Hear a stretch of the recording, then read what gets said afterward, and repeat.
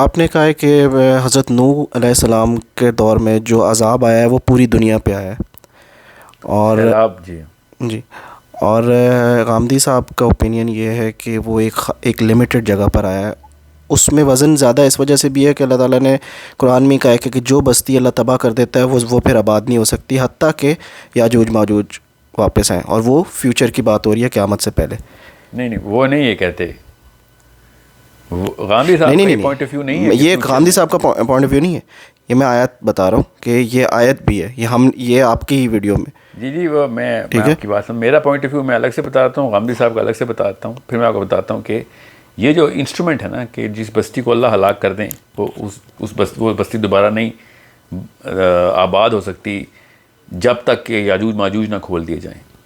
تو غامدی صاحب کا جو پوائنٹ آف ویو ہے وہ ہے کہ جو سیلاب تھا وہ حضرت نوح کے اپنے علاقے میں آیا تھا، ان کے گاؤں میں، جو بھی شہر تھا ان کا.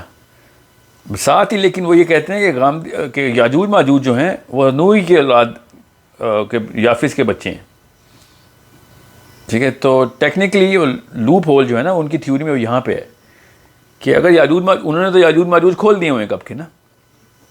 جب انہوں نے یاجوج ماجوج کھول دیے ہیں تو پھر تو پوری دنیا کے اوپر جو بھی بستی ہے، چاہے وہ نوح کی بستی کیوں نہ، وہ تو آباد ہو سکتی ہے. اب سمجھ رہے ہیں؟ یا تو آدھی تھیوری میری بھی لیتے نا کہ یاجوج ماجوج فیوچر میں آنے، تو پھر میں کہتا ہاں سیلاب کے بعد نہیں کوئی بچ سکتا تھا. انہوں نے تو یاجوج ماجوج کھول دیے ہیں. The followers of Ghamdi Sahab cannot possibly argue in my perspective because according to them Yaajuj Maajuj are all open. They are roaming around the world. ٹھیک ہے، ڈاکٹر اسرار نے کہا کہ پہلے الگ الگ قومیں ہیں یاجوج ماجوج، انہوں نے بھی سارے کے سارے یاجوج ماجوج تو کھول کے بیٹھے ہیں. For some reason I don't know why they just want Yaajuj Maajuj wall to be demolished. However, my perspective is very clear کہ یاجوج ماجوج نے بھی فیوچر میں آنا ہے، اور یہ انسٹرومنٹ اللہ تعالیٰ نے قرآن پاک میں بتایا کہ جس بستی کو اللہ تعالیٰ عذاب سے ہلاک کر دیں وہ بستی دوبارہ نہیں بچ سکتی. مگر میرا پوائنٹ آف ویو جو ہے نا وہ بڑا آسان ہے کہ حضرت نوح کا جو معاملہ تھا وہ صرف انسانوں کے ساتھ نہیں چل رہا تھا، صرف انسانوں کا معاملہ نہیں تھا. پوری دنیا پہ تو انسان تھے ہی نہیں اس وقت. پوری دنیا پہ جو سیلاب آیا تھا اٹ سیلف سگنیفائز، یہ کامن سینس کی بات ہے نا کہ پوری دنیا پہ 7 ارب لوگ تو نہیں تھے نا اس وقت. حضرت نوح کا جو سیلاب تھا وہ پوری دنیا پہ اس لیے آیا تھا کہ جو قوم اپنی اپنی بستی بنا چکی ہوئی تھی وہ انسانی قوم نہیں تھی، وہ انٹرگلیکٹک مخلوقات تھیں، ساری کی ساری آ کے انسانوں کو تابع کر رہی تھیں، انسانوں کے ساتھ. اور وہ جو 5 نام بتائے نا اللہ تعالیٰ نے قرآن پاک میں، وہ نام بھی انسانوں کے نہیں ہیں، یہ یاد رکھیے گا. وہ اگر انسانوں کے بھی ہیں تو وہ انسان ان چیزوں کو ریپرزینٹ کرتے ہیں ان کو انہوں نے خدا بنایا ہوا تھا، ان کی پوجا شروع کر دی تھی. سو وہ والی قومیں اب دوبارہ نہیں بچ سکتی، وہ والی بستیاں ہلاک ہو چکی ہیں جب تک کہ یاجوج ماجوج نہیں آتے. اور جیسے ہی وہ پورٹل کھلنی ہے جو انٹرگلیکٹک ہے جو یاجوج، تو وہ والی قوموں نے بھی واپس آ جانا ہے. یہی تو کیس ہے میرا.